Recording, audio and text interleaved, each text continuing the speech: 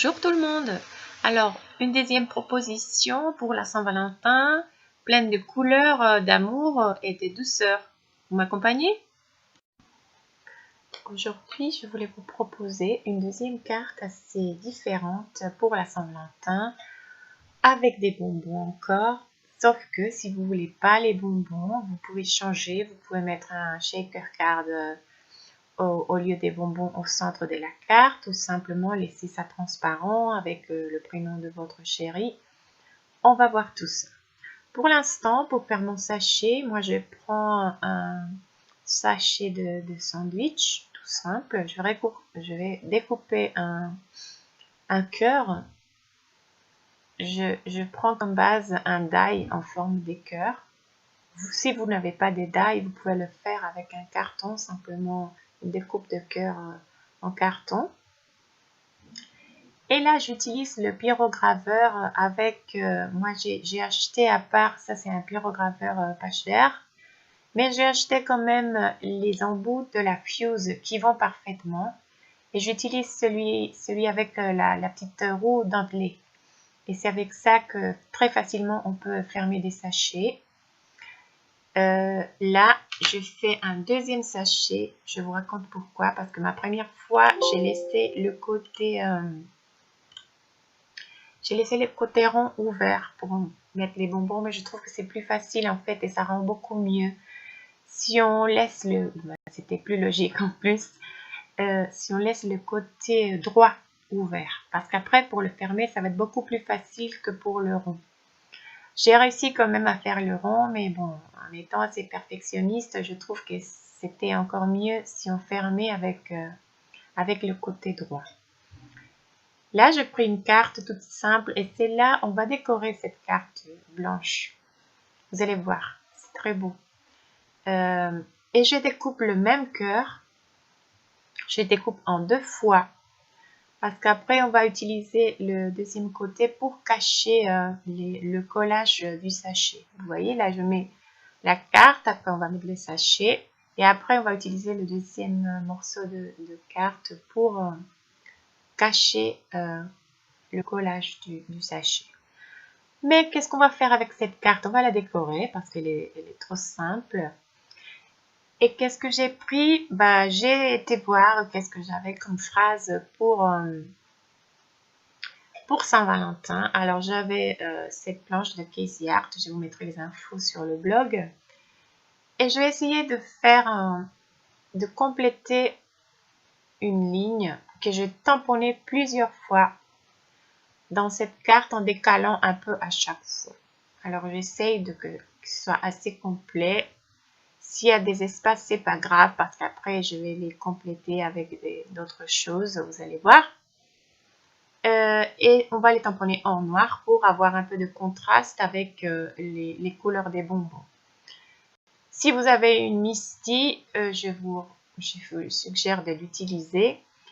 Sinon, moi j'ai c'est un cadre d'Ikea, je vous laisserai aussi les infos, que j'utilise quand je veux tamponner surtout des phrases, des choses que je sais que peut-être j'aurais besoin de tamponner plusieurs fois. Et c'est le cas quand on a besoin de faire ça, c'est nécessaire d'être sûr qu'on va tamponner à la même place à chaque fois. Et c'est pour ça que j'utilise ces petits cadres-là. Parce que normalement, quand c'est plusieurs tampons comme ça, dès la première fois, on ne va pas réussir. Il y aura toujours des petits espaces pas super. Alors, on va faire 2 fois et des fois, on fait même 3 fois jusqu'à ce qu'on soit satisfait du tamponnage. Alors, vous voyez, c'est trop facile. Je vais faire ça plusieurs fois en décalant ma carte vers le haut et vers le côté. Ce rhodoïde, c'est très utile parce que ça me permet d'essayer de voir exactement où je veux tomber quand j'ai tamponné sans avoir des taches sur ma carte. Donc, c'est simplement le temps que je place ma carte parfaitement où je veux. Et après, simplement, je vais mettre ma ligne de tampon. Je vais faire ça jusqu'à compléter toute ma carte. Ça prend du temps, mais c'est pour mon chéri, alors ça m'embête pas. Je prends tout mon temps pour faire cette carte. On continue, on décale, on ajuste pour être sûr qu'on est à la bonne place. Et on fait ça, vous inquiétez pas, je vais couper parce qu'on va pas tout voir. Là, je vous montre simplement qu'à la fin, il y a encore des petits bouts qui n'ont pas été complétés. Alors, je les complète. Mais là, séparément. Et après, si vous reste encore des petits bouts, vous procédez de la même façon jusqu'à tout compléter. Là, j'ai tout complété. Je vous montre ce que ça donne.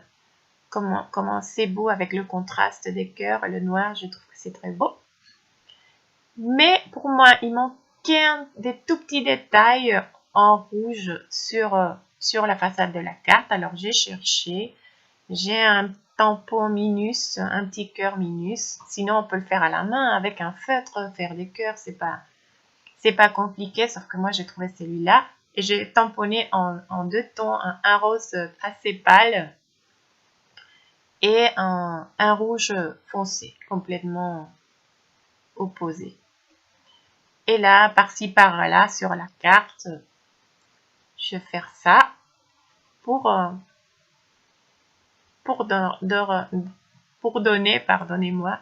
donner une finition à cette carte.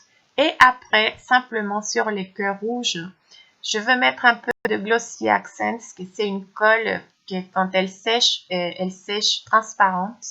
Alors, ça donne encore un peu de relief au petit cœur. Mais bon, ça, c'est pas nécessaire. C'est moi qui veut toujours faire un truc de plus.